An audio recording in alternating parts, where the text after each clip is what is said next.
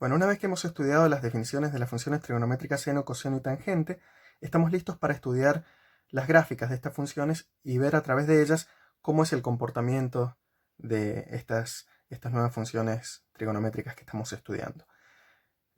Lo primero que quiero destacar es que si tenemos una buena comprensión de la definición de las funciones en la circunferencia trigonométrica, tenemos muchísimo terreno ganado y ahora lo van a ver. Empecemos con el coseno. El coseno de t, ¿cómo estaba definido?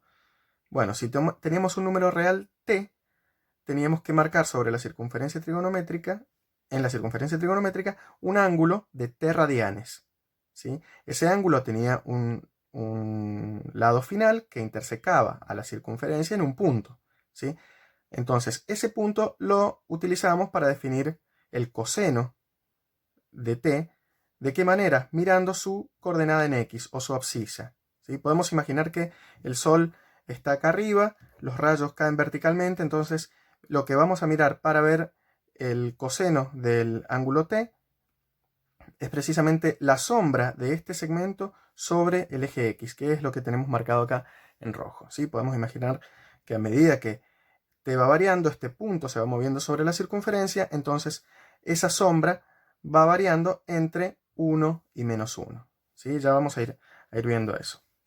Pero empecemos con el primer valor. Para t igual a 0, lado inicial y final del ángulo coinciden, ¿sí? Entonces, este punto lo vamos a encontrar acá, en el 1, 0. Por lo tanto, el valor de x asociado a este punto es 1. De modo que para t igual a 0, el valor del coseno es 1. Ahora, si va aumentando el valor de t, este punto se va a ir moviendo sobre la circunferencia y a medida que nos vayamos acercando a t igual a pi sobre 2, que es un cuarto de la vuelta completa, la sombra esta va a ir disminuyendo desde 1 hasta llegar a 0, ¿sí? Precisamente cuando estoy en pi sobre 2, el x correspondiente a este punto, que es el 0,1, es 0. Entonces, en pi sobre 2, el coseno vale 0, que es cuando estamos en este punto. Si t sigue aumentando, el punto se va a ir moviendo por acá, hasta que cuando llegamos a pi, el x correspondiente a este punto es menos 1. Entonces, si acá está pi, el valor correspondiente de la función coseno va a ser menos 1. Entonces vamos a tener que la gráfica se va dibujando de esta manera, ¿sí? Entonces, ahora, cuando sigue aumentando el número t, ¿sí? Nos movemos por la circunferencia trigonométrica hasta llegar a este punto, que es el correspondiente a 3 medios de pi. Ahí, el x correspondiente que nos da el coseno va a ser igual a 0 otra vez. Entonces, cuando llegamos a 3 medios de pi, el valor de la función coseno es 0 otra vez. Y si sigue aumentando hasta llegar a 2pi y dar la vuelta completa, la x, ¿sí? La x correspondiente a los puntos de la circunferencia va a ir aumentando hasta llegar nuevamente a 1, que es el valor que toma el coseno en t igual a 2pi. De modo que va a volver a llegar a esta altura que ya había alcanzado, a esta altura inicial, ¿no? Que era la de 1.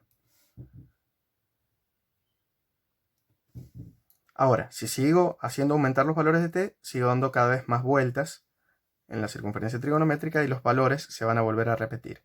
Entonces, el comportamiento que tenía acá la función lo va a volver a tener aquí.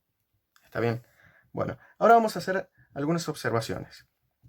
Para empezar, ¿qué pasa con los t negativos? Bueno, si yo quiero ver qué pasa con los t negativos, puedo pensar en este esquema con qué está pasando con el coseno de menos t. Por ejemplo, si este era un t positivo y yo quiero ver cuál es el coseno de menos t, tengo que moverme con un arco de igual longitud, pero en el sentido horario de las agujas del reloj. Por lo tanto, este sería el ángulo asociado a menos t.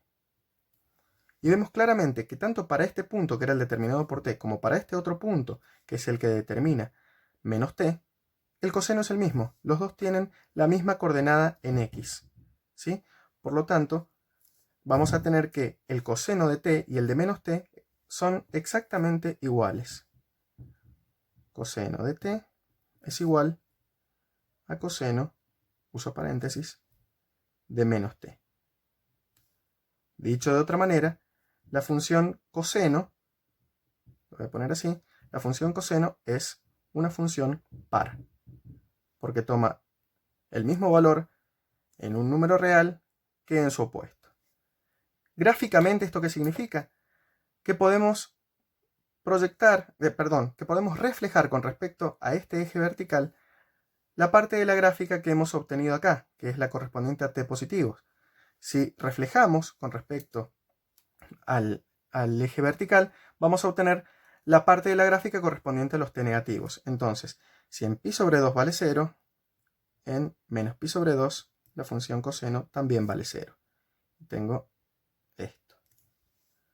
Si en pi valía menos 1, ese valor lo voy a volver a tomar en menos pi.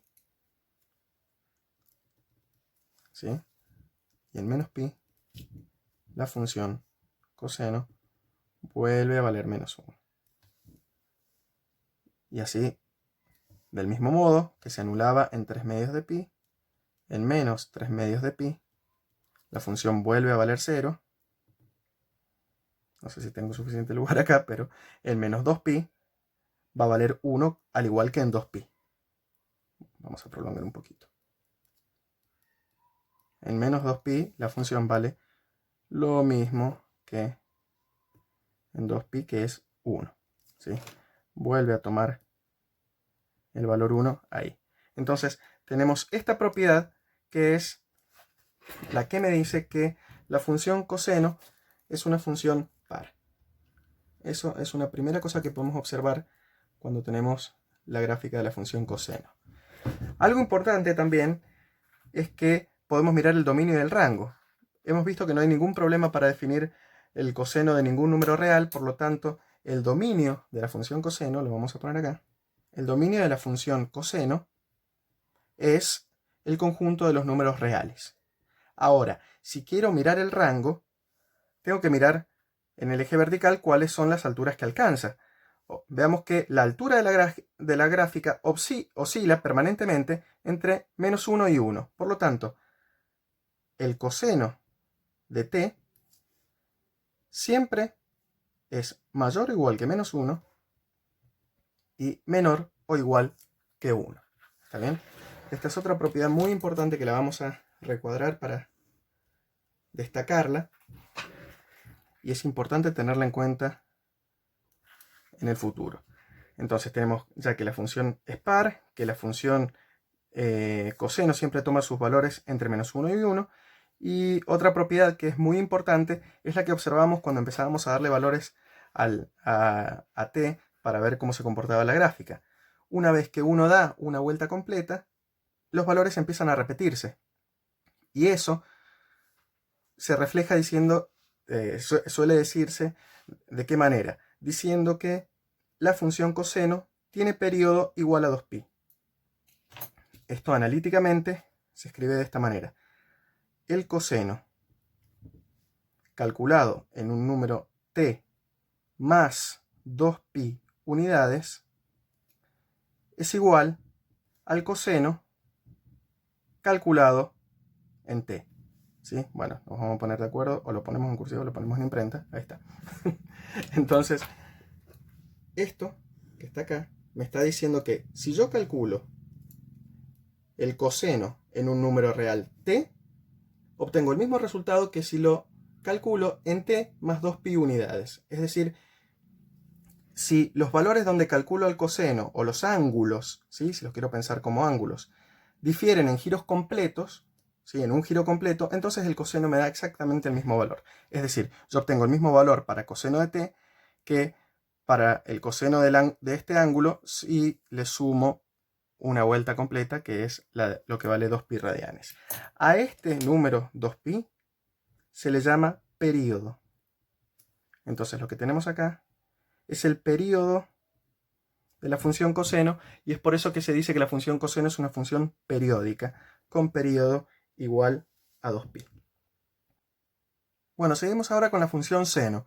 La función seno se estudia de una manera muy similar a la función coseno, con la diferencia de que ahora t determina un punto en la circunferencia trigonométrica, y para ver el valor del seno de t lo que tenemos que mirar es la altura de este punto, es decir, cuál es su ordenada o su coordenada en el eje y. ¿Está bien? Entonces, si t, el ángulo de t radianes, determina este punto sobre la circunferencia trigonométrica, miramos su altura, ¿sí? Por eso hemos marcado acá en verde donde uno va mirando el seno de t a medida que hacemos variar t y moviendo el punto correspondiente sobre la circunferencia trigonométrica. Entonces, si estamos en t igual a 0, tenemos que el ángulo es un ángulo nulo, por lo tanto, este punto va a estar acá en el punto 1, 0. Como su altura es 0, entonces para 0 el seno vale 0 y este punto está en la gráfica. Vamos haciendo aumentar el t, va aumentando la altura de este punto hasta llegar al máximo acá en 1, que corresponde a t igual a pi sobre 2. Por lo tanto, para pi sobre 2, la función seno vale 1. Si sigue aumentando t, la altura del punto va en descenso hasta que llegamos al t igual a pi. Para este valor de t, la altura que me da el seno vale 0, por lo tanto en pi el seno vale 0 nuevamente. ¿Ven? Entonces, como si uno tiene una buena comprensión de cómo están definidos seno y coseno en la circunferencia trigonométrica, no tiene que recordar de memoria muchas propiedades de estas funciones y hasta puede saber los valores de las funciones en estos valores destacados sin tener que memorizarlos.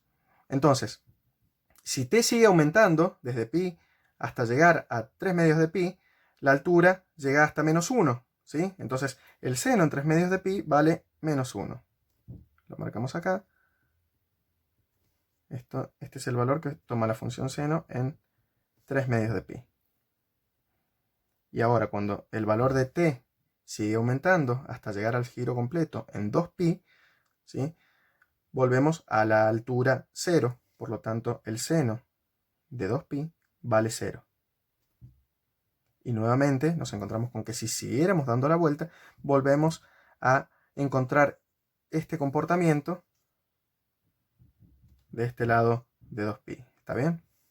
Entonces, observemos de nuevo qué pasa ahora con los valores de t negativos. Bueno, si yo tengo este t positivo y quiero saber cuánto vale el seno de menos t, nuevamente tendré que reflejar con respecto al eje x. Esto que está acá será el arco asociado a menos t, ¿sí? Y acá se ve claramente que la altura de este punto, que es el determinado en la circunferencia, por menos t, va a ser, bueno, ahí no me salió muy derechito, pero va a ser este valor cambiado de signo. Por lo tanto, este es el seno de menos t. De ahí se deduce que el seno de menos t es el opuesto de seno de t, para cualquier valor de t real, ¿sí? Entonces, el seno de menos t es el opuesto del seno de t, para cualquier t real, repito. Entonces, si tenemos esta propiedad que me dice que, a ver, lo puedo ver o decir rápidamente como que este signo menos lo puedo sacar de la función seno, ¿sí? Lo que estamos diciendo es que la función seno es una función impar, ¿sí? Entonces, vamos a poner acá que la función seno, que se la denota así, ese es su nombre, en vez de decir f, la denotamos así, seno, es una función impar. Por lo tanto, su gráfica será simétrica con respecto al origen de coordenadas, ¿sí? Pues, si la función seno en pi sobre 2 valía 1, el menos pi sobre 2 vale menos 1. Si en pi valía 0, en menos pi vale menos 0, que es 0 nuevamente. Entonces, tenemos esta parte de la gráfica de la función seno. Si en 3 medios de pi valía menos 1, ahora en menos 3 medios de pi vale 1. Este es un punto en la gráfica. Y así como en 2pi valía 0, en menos 2pi también va a valer 0. Podemos hacer muy rápido esta parte de la gráfica porque sabemos que la función es impar. Entonces, ahí tenemos una buena idea de cómo es la gráfica de la función seno. Bastante parecida a la función coseno. De hecho, es un coseno, es como la gráfica de la función coseno trasladada horizontalmente. Y podemos dar un par de propiedades importantes más de la función seno. Primero podemos mirar nuevamente cuál es el dominio de esta función. Bueno, no hay ningún problema para definirlo en ningún número real, por lo tanto el dominio de la función seno es el conjunto de los números reales. ¿Está bien? El rango, nuevamente, ya que las alturas de los puntos de la gráfica oscilan entre menos 1 y 1, el rango es el intervalo menos 1, 1. Es decir, el seno de t para cualquier valor de t es mayor o igual que menos 1 y menor o igual que 1. Esto lo vamos a resaltar nuevamente porque es una propiedad importante de la función seno. Nos dice que está acotada entre menos 1 y 1, es decir, que esos son el mínimo y el máximo valor que puede tomar. Y otra propiedad que es importante es la periodicidad. Este hecho de que, al igual que el coseno, los valores empiezan a repetirse. Si yo, por ejemplo, si tomo este t, sé que 2pi unidades hacia la derecha, es decir, acá en pi, voy a tomar el mismo valor, ¿sí? Si tomo este otro t, que sería menos pi sobre 2, y tomo este punto, yo sé que 2pi unidades hacia la derecha, que es cuando me encuentre en 3 medios de pi, la función va a tomar el mismo valor. Y eso va a suceder para cualquier t que tomemos. Por lo tanto, el seno de t más 2pi es igual al seno de t. Y esto sucede para cualquier número real t. De modo que, al igual que el coseno, la función seno tiene periodo igual a 2pi. ¿Sí? Este es el periodo de la función y es por eso que decimos que es una función periódica. Porque podríamos tomar un intervalo de 2pi en el dominio y repetir el comportamiento de la gráfica infinitas veces, de manera que podríamos obtener así la gráfica de la función seno. Bueno, para terminar ahora vamos a ver cómo es la gráfica de la función tangente, que presenta algunas propiedades un poco distintas de las funciones seno y coseno, que son las que estudiamos anteriormente. Nosotros dijimos, para un cierto valor de t, si queremos ver gráficamente cómo es el valor de la tangente, lo que hacemos es, al correspondiente punto sobre la circunferencia trigonométrica, ¿sí? Lo usamos para proyectar sobre esta recta vertical tangente a la circunferencia trigonométrica, y mirando la altura o la ordenada de este punto de corte, vamos a saber cuál es el valor de la tangente, ¿sí? Entonces, si empezamos con t igual a 0, este lado final del ángulo coincide con el lado inicial, entonces vamos a estar acá en el punto 1, 0. Por lo tanto, la altura es 0 y la tangente de 0 vale 0. ¿Está bien? Podemos tomar un punto destacado acá, que es el del ángulo, si lo queremos pensar en grados, sería el ángulo de 45 grados, pero en radianes es el ángulo de pi sobre 4. El ángulo de pi sobre 4 tiene una tangente igual a 1, ¿sí? Porque en ese caso, cateto opuesto y cateto adyacente, si queremos pensar en los términos anteriores, miden lo mismo, entonces al dividir obtenemos 1. Entonces en pi sobre 4 la tangente vale 1. Pero lo que es más importante es que cuando nos vamos acercando con t al valor pi sobre 2, ¿qué va a ir pasando? Bueno, a medida que t se acerca a pi sobre 2, este punto se va acercando a este que está acá, que es el punto 0,1. Pero la proyección, esta, ¿sí? se va a ir encontrando cada vez más arriba, ¿sí? A medida que se va moviendo o abriendo este ángulo, ¿sí? Este punto de corte se encuentra cada vez más arriba y se dice que la tangente se va acercando a infinito, porque puede tomar valores tan grandes como que se nos ocurra a nosotros, con tan solo tomar este valor de t suficientemente cerca de pi sobre 2. Entonces, a medida que t se acerca a pi sobre 2, los valores de la tangente tienden a infinito, se dice. Entonces, en pi sobre 2 vamos a marcar una recta como para señalar este comportamiento. Y vamos a decir que la función se va a ir acercando a estos valores, ¿sí? Se va a ir pegando esos valores y a medida que t se acerca a pi sobre 2, los valores que toma la tangente son cada vez más altos. ¿Qué pasa en pi sobre 2? Bueno, precisamente, este punto estaría acá y esta recta pasaría a ser una recta paralela a la tangente, a esta recta tangente. Por lo tanto, no va a haber un punto de corte entre este lado final y esta recta tangente, y la tangente no está definida, ¿sí? Eso coincide con el hecho de que en este punto el coseno vale 0. Si recordamos que la tangente era seno sobre coseno, entonces en ese punto no podríamos hacer el cociente seno sobre coseno y no estaría definida la tangente. Bueno, gráficamente lo vemos con el hecho de que el lado final del ángulo y esta recta tangente son paralelos, por lo tanto la tangente en pi sobre 2 no está definida. Es decir, este punto no va a estar en el dominio de la función tangente. Ahora, ¿qué pasa cuando pasamos al otro lado, al segundo cuadrante, con el valor de t? Es decir, tomamos valores más grandes que pi sobre 2. Bueno, cuando estamos de este lado, sabemos que para cualquier valor de t que corresponda al segundo cuadrante, tenemos un punto así. Lo que teníamos que hacer era proyectar, bueno, ahí no pasé bien por el centro como debía, proyectar y mirar la altura en que se producía este corte con esta recta tangente, ¿sí? Entonces, si este punto está muy cerca del punto de coordenadas 0, 1, es porque estamos en t muy cerca de pi sobre 2, levemente mayor, ¿sí? Pero, claro, el punto de corte se va a dar muy, muy abajo, si estamos muy cerca de pi sobre 2, ¿sí? Pero pasándonos un poquito. Entonces, a medida que vamos avanzando así, ¿sí? Que t va desde pi sobre 2 hasta pi, lo que va a pasar es que este punto va a venir como desde alturas muy, muy bajas, como si viniera desde menos infinito, acercándose a 0. Y eso es lo que va a pasar en ese intervalo. La función tangente, ¿sí? Va a venir así, acercándose al valor 0, que es el que toma en pi. Pero ¿qué va a pasar una vez que pasemos de pi? Es decir, que empecemos a tomar los valores mayores. Y observemos que si tomamos un punto por acá, ¿sí? Cuando queremos ver gráficamente la tangente, proyectamos nuevamente sobre el primer cuadrante y encontramos este punto.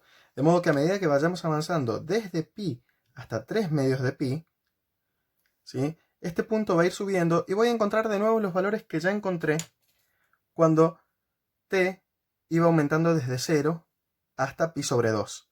Es decir, que desde pi hasta 3 medios de pi, cuando estoy acá, ¿sí? Me voy a encontrar con el mismo comportamiento de la tangente que encontraba en el primer intervalo, que era desde 0 hasta pi sobre 2. Por lo tanto, nuevamente, a medida que nos vamos acercando a 3 medios de pi, los valores de la tangente se hacen arbitrariamente grandes, ¿sí?